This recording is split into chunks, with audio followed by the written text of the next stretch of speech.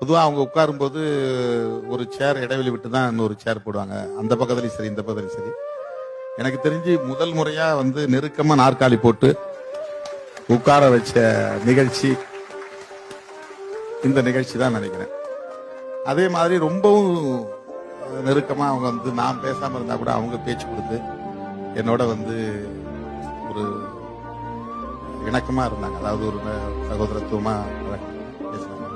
அந்த நிகழ்ச்சியில எழுந்திருச்சு நின்று எல்லாரும் கையை பிடிச்சி கை கோர்த்து நிக்கணும்னு ஊடகவியலாளர்கள் கேட்டப்போ இவங்க எழுச்சி நின்று கையை கோக்கிறதுக்கு கையை கொடுக்குனாங்க. நான் தயங்கினேன், இல்லை அப்படிங்கிற மாதிரி தயங்கினேன். வலுவா என் கையை பிடிச்சி தூக்குனாங்க.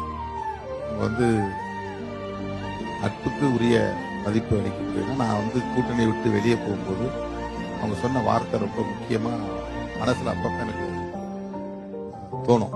அவங்க சொன்ன வார்த்தை, அரசியல்ல அவசரப்படக்கூடாது தம்பி, திருமாவளவன் எங்கிருந்தாலும் வாழ்